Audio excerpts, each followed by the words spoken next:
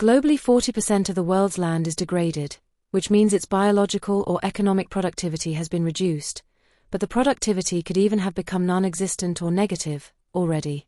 Such degraded lands can damage other lands and even water bodies, etc., e.g. by erosion, dust storms, etc., and in cases can cost a lot of money to the collective. Think of reparations after the Dust Bowl, or nowadays a mix of dust storms, droughts, floods, other calamities, etc. Quite often the aquifers of degraded lands are depleted or otherwise prejudiced. We are running out faster on not degraded agricultural soils than on anything else, and there is no realistic alternative for productive soils. Carbon agroforests produce an abundant mix of renewable fuels, gasoline plus drop-in fuel, renewable energy and renewable materials, and on top of that provide and solve a multitude of needs and/or challenges. Carbon agroforests should be allowed or be grown on degenerated and consequently unproductive agricultural lands, globally already 40% of all lands and rising fast.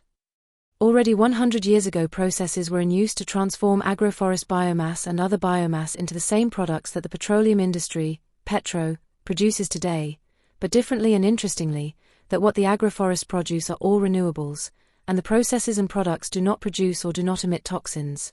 China is leading in modern biomass gasification.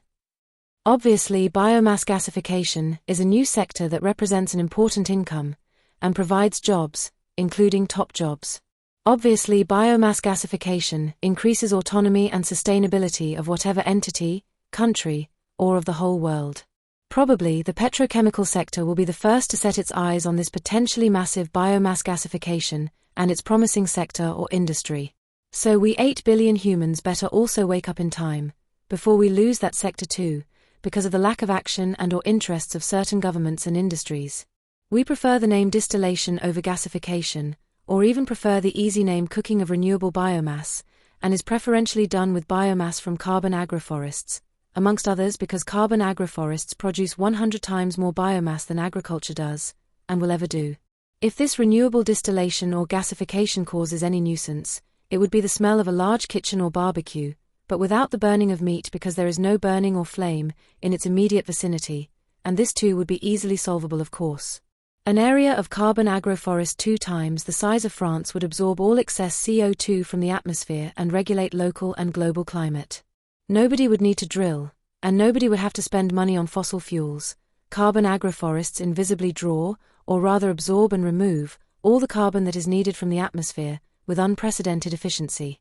Those that think drill, baby drill, for oil or dig, baby, dig for coal, and want employment, progress, strengthening the economy, autonomy, etc., would better also look into the enormous potential, and production will certainly surpass the very unsustainable fracking in the very near future. Elon Musk, amongst others, offers a significant prize to who proves the ability to absorb a certain amount of carbon, CO2, out of the atmosphere, a process which amongst others goes with the name CDR, meaning carbon dioxide removal. Obviously, carbon agroforest will just do all that, the moment they will be recognized. Certification for the combo renewable plus CO2 removal will leave little other options than the combination of carbon agroforests with distillation. The combination on top of all the above regulates climate, and quite literally has the capability to replace the petrochemical industry, including the physical, often strategic spaces, close to cities and ports that these industries generally occupy, transforming them at least partially in the most literally green, most biodiverse and abundant forests, which obviously also are natural habitats humans ever saw. We have experienced forest engineers in our think tank team, and our name origin for existence is not random or aleatory at all, but that is for another occasion. As said, an area of carbon agroforest 2 times the size of France would absorb all the trillions of tons of excess CO2 from the atmosphere in a matter of a few years at best, and not much longer than 2 decades at worst. Certain presidents and/or governors, CEOs, parties, etc., that right now do not seem keen on green and renewables, should look at, or be guided to look into, the potential of the combination of carbon agroforests plus the distillation of its massive renewable biomass, exactly to achieve their goals, which are not so much dealing with climate challenges, but rather strengthening the economy,